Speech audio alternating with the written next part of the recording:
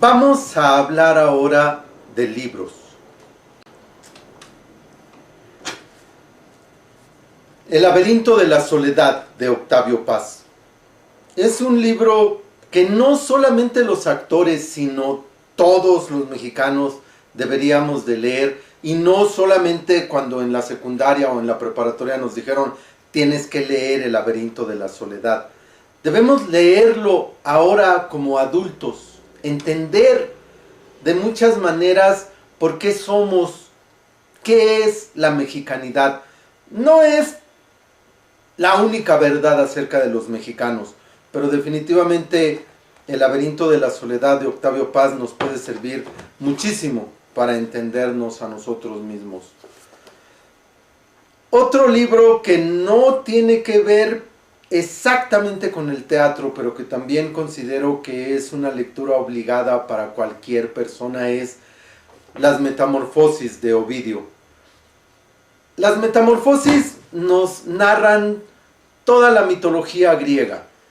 Entendemos o conocemos mejor a los diferentes dioses, las diferentes circunstancias en las que se relacionan con los seres humanos. ¿Por qué son importantes las metamorfosis? Porque son la base de Occidente, de nuestra cultura occidental. Tanto si somos españoles, mexicanos, argentinos, norteamericanos. Cualquier país de Occidente está fundamentado en la cultura helénica, en la cultura griega. Y eso es lo que son las metamorfosis. Estos son dos libros que no tienen que ver exactamente con el teatro, pero que yo considero que cualquiera debería de leerlos. Me acuerdo ahorita, por ejemplo, de México Bárbaro, o Bajo el Volcán, o Azteca, o Corazón de Piedra Verde. En fin, es una cantidad enorme de textos que tendríamos la obligación de leer. Pero en fin, vamos a hablar de textos que tengan que ver con el teatro. Escogí estos textos un poco al azar. La calle de la gran ocasión, de Luisa Josefina Hernández. Esta es una colección de pequeñas obras de teatro escritas específicamente para estudiantes de actuación. Se han traducido a diferentes idiomas, se utiliza en todo el mundo y son muy útiles porque son obras pequeñas, generalmente de dos personajes, no quiero afirmarlo porque no me acuerdo, y no tienen acotaciones. Nosotros con el texto encontramos la acción física, la emoción, etcétera, etcétera, etcétera. Son textos maravillosos, insisto, escritos por Luisa Josefina Hernández. Las tragedias de Esquilo, 7 tragedias. ¿Por qué es importante estudiar a los griegos? ¿Por qué es importante estudiar a Esquilo? Los persas es una tragedia de Esquilo que nos sirve a nosotros para entender principalmente los movimientos en escena. Hay diferentes tipos de movimientos, pero son dos los que a mí me interesa destacar y que utilizo siempre en mis cursos. La estrofa y la antiestrofa. Estrofa quiere decir a favor, antiestrofa quiere decir en contra. Entonces, en esencia, cuando yo estoy en escena, si voy a decir algo a favor, voy a avanzar. Y si voy a decir algo en contra, voy a retroceder. ¿Por qué es importante esto? Porque yo tengo que tener una base que sustente mis movimientos en escena. Esto es solamente un principio, estrofa y antiestrofa. Necesitamos además conocer la división de la escena. Ya lo he mencionado antes, la división de la escena está originada en el teatro griego. El estudio de la historia del teatro y de la historia del arte no es solamente para conocer datos que no le sirven a nadie. Es para aplicar en la escena lo que se ha venido haciendo, para conocer la manera en que ha progresado la escenificación. Y sobre todo para conocer lo que ya se hizo y no funcionó del todo y que no es necesario repetirlo o, peor aún, reinventarlo. Respecto de la escena también tenemos las 10 lecciones de técnica de actuación teatral que publicó el maestro Salvador Novo. Estas lecciones, según la leyenda, se las fusiló el maestro Novo de un libro inglés, pero a fin de cuentas no nos importa. Lo que nos interesan son las partes de esas 10 lecciones de técnica de actuación teatral que aún son vigentes en el escenario. Si nosotros montamos una obra de Molière, por ejemplo, o incluso de Wilde, Oscar Wilde, seguramente tenemos que respetar las 10 lecciones. Pero si montamos una obra más contemporánea como Luisa Josefina, entonces solamente tenemos que poner atención a las posiciones, los movimientos y los desplazamientos. ¿Por qué? Porque en la escena no nos movemos como cualquier persona. Los movimientos en escena son diferentes, siempre. Un personaje en escena siempre es diferente a una persona. Es muy complicado de explicar, pero el personaje tiene muy pocas circunstancias que lo llevan a hablar, a moverse, a actuar de una manera determinada. Y en cambio los seres humanos tenemos muchísimas circunstancias que nos hacen totalmente impredecibles. Los personajes en escena son de muchas maneras, deben ser de muchas maneras para el público predecibles. Esto me lleva a el montaje escénico de Eisenstein. Sergei Eisenstein es definitivamente el padre del cine moderno. El acorazado Potemkin es una muestra de lo que debe hacerse en el cine y frecuentemente los cineastas modernos le rinden culto, incluyendo escenas de lo que él hizo. Sergei Eisenstein se dedicaba principalmente a educar, aparte de hacer cine, de dirigir cine de manera extraordinaria, se dedicaba principalmente a educar cineastas, directores de cine. Y él desarrolló un sistema que se llama el encuadre nodal. ¿Qué significa esto? El encuadre nodal es con un texto de preferencia no dramático. Por ejemplo, en su libro él menciona una pequeñísima parte de Crimen y Castigo, cuando el asesino está a punto de cometer el asesinato. Entonces, ¿cómo se mueve? ¿Cómo respira? ¿Cómo tiene su arma? ¿Cómo reacciona a todos los estímulos que recibe? Y lo más importante, ¿cómo el público debe ver, percibir todo esto que le está pasando al personaje? Entonces, nos queda de manera muy clara con el trabajo de él y en general con el trabajo de todos los teóricos del teatro, que lo que tiene que hacerse es crear un estímulo y crear una reacción a ese estímulo. Erróneamente, algunos actores crean solamente la reacción y lamentablemente en muchos casos solamente reaccionan sin crear. Entonces, nosotros vemos en escena a personas y no a personajes. Pero en fin, ese es un asunto muy diferente de tratar. Teorías hay muchísimas. El actor sobre la escena de Meyerhold. Esto pues vendría siendo una especie de diccionario para entender al teatro, para entender la práctica teatral. Es útil, profundamente útil. No existe un libro inútil, eso es clarísimo. O uno de los textos obligados para cualquier actor o estudiante de actuación es La paradoja del comediante, de Denis Diderot. La paradoja del comediante, ¿cuál es la paradoja del comediante? Nos dice Denis Diderot, no necesariamente las personas más emotivas son los mejores comediantes, comediante en tanto que actor. Y nos pone un ejemplo padrísimo cuando habla de las personas de una corte que actuaban solo para complacer al príncipe.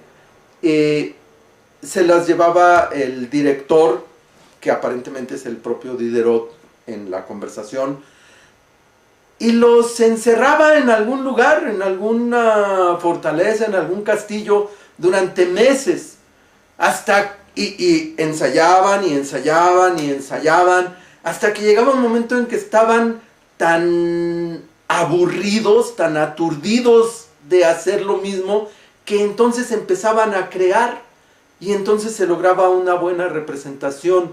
Esto tiene que ver con el modo izquierdo y el modo derecho del cerebro, con la cognosis dividida del cerebro, que ya hemos mencionado anteriormente, y que es la aglutinante de los cursos que yo doy.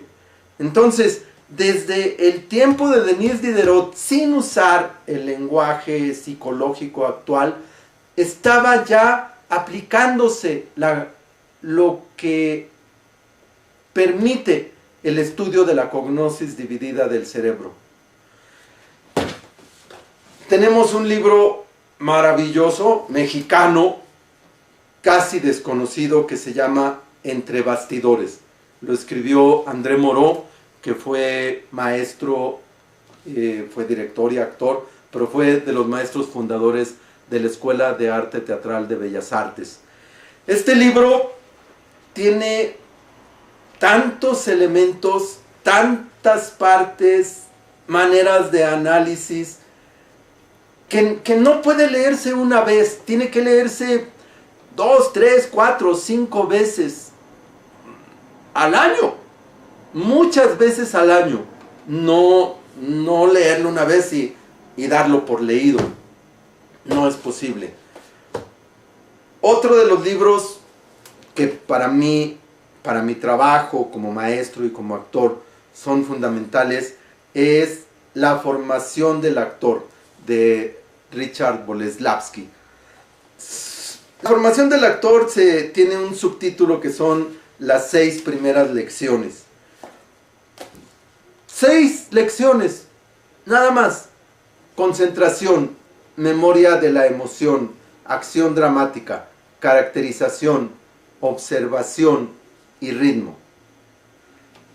Todas las lecciones son importantes. Este librito pequeño está escrito un poco como cuento, un poco como novela corta, una narración en donde Richard Boleslavsky conoce a una muchacha que quiere ser actriz, la chiquilla le decimos siempre, y durante 6 años aproximadamente platican, y ella va progresando actoralmente alrededor de la cuarta lección, que es la caracterización. La chiquilla ya es una actriz reconocida, está representando a Ofelia de Hamlet, y le reclama a Boleslavsky, le dice: oiga, yo he hecho todo lo que usted me indicó, yo he cumplido con la concentración, con la memoria de la emoción, respeto la acción dramática, pero no consigo que el personaje sea como debe de ser. Y la gente nota que algo falta en el personaje. Entonces Boleslavsky va con ella al ensayo, la ve ensayar y le dice: lo que pasa es que te falta caracterizar. Entonces la chiquilla le contesta, desde luego que no son palabras textuales, estoy recordando solamente la idea. La chiquilla le contesta: bueno, cuando me traigan la peluca y el vestido, entonces podré caracterizar. Y él le dice: no, la caracterización no es el vestuario, ni es la peluca, ni es el maquillaje. La caracterización es la capacidad de reaccionar, la capacidad de interpretar un personaje que no tiene nada que ver conmigo. El personaje que tú estás haciendo, el personaje de Ofelia, es un personaje de hace siglos. Y yo en escena veo a una muchacha que maneja automóvil, que juega tenis y que podría freír un par de huevos. Entonces,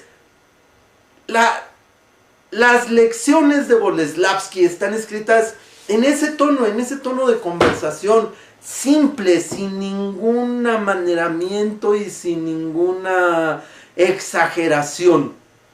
Y eso es lo valioso de este texto, por ejemplo, que es uno de los que yo uso para mis cursos, definitivamente. Un sueño de pasión, de Lee Strasberg. El sueño de pasión, aunque Lee Strasberg lo preparó definitivamente, pero se publicó después de muerto Strasberg. Suponemos, porque la gente que terminó de preparar el libro y de publicarlo trabajaba con él, y suponemos que es muy cercano a lo que él quería, pero nunca vamos a saberlo. Es algo similar a lo que ocurre con los textos de Stanislavski. Los textos de Stanislavski, hasta donde yo sé, se publicaron originalmente en California, en los Estados Unidos. Originalmente ahí se publicaron. Los publicaron gentes que habían trabajado con Stanislavski. No digo esto para demeritar ambos textos. Definitivamente Un sueño de pasión de Lee Strasberg y todos los libros de Stanislavski son libros muy importantes y deben leerse. Pero no son la obra del autor. El libro que les mencioné hace un rato, El montaje escénico de Eisenstein, tampoco lo escribió él, lo escribe uno de sus asistentes, un adjunto que asistía a los cursos. La formación del actor, hasta donde sé, sí lo escribió Boleslavski. Entre bastidores sí lo escribió Moreau. Hay otro libro de Wagner, Técnica teatral, de Wagner. Wagner es otro de los maestros que fundaron la Escuela de Arte Teatral, la Escuela de Bellas Artes. Y es otro texto muy importante y muy interesante, porque además está escrito en México, para mexicanos. Tenemos dos libros maravillosos escritos en México y para mexicanos, que es Técnica teatral de Wagner y Entre bastidores de Moreau. Desde luego, no podemos pasar por alto Lope de Vega, Shakespeare. Es decir, un actor que no lea teatro está perdido. No puedo yo pretender, a lo mejor no tengo que leer las cientos de obras que se le atribuyen a Lope de Vega, pero 3, 4, 5.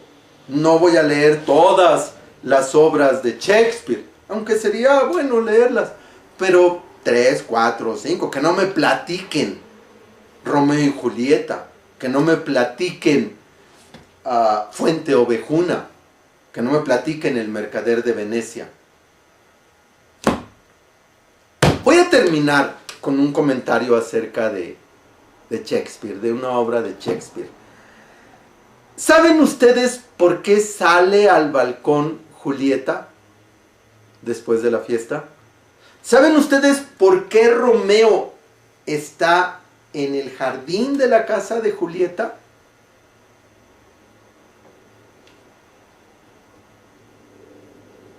La cosa es total y absolutamente simple.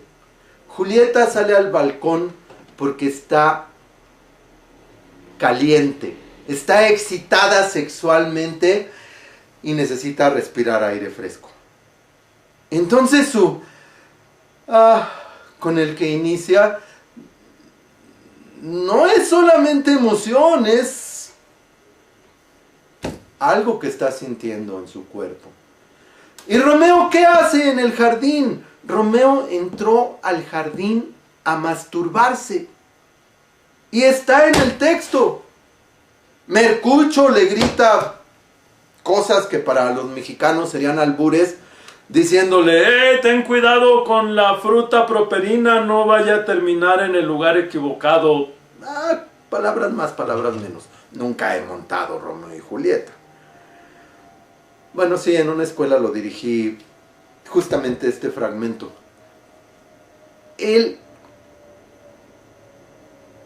La necesidad de Romeo de desahogarse sexualmente y la necesidad de Julieta no de desahogarse porque es ignorante en ese sentido, sino de encontrar una respuesta a lo que está sintiendo, es lo que lleva al encuentro de ambos, que ocurre a mucha distancia. Romeo está aquí abajo y Julieta está acá arriba. No pueden tocarse.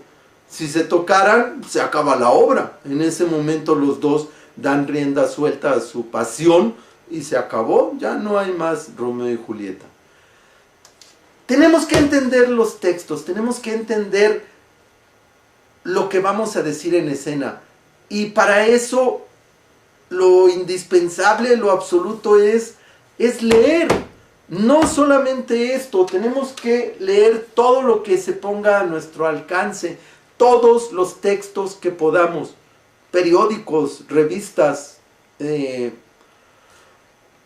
hasta lo que llaman literatura barata, cómics, todo es útil, siempre. Cualquier lectura, cualquier estímulo que yo recibo es información. Cuando esa información yo puedo utilizarla, entonces se convierte en un conocimiento. Y cuando ese conocimiento yo puedo utilizarlo para crear, entonces estoy en el área de la genialidad. ¿Qué tan genial voy a ser? Ya depende de cosas que no se aprenden en las escuelas.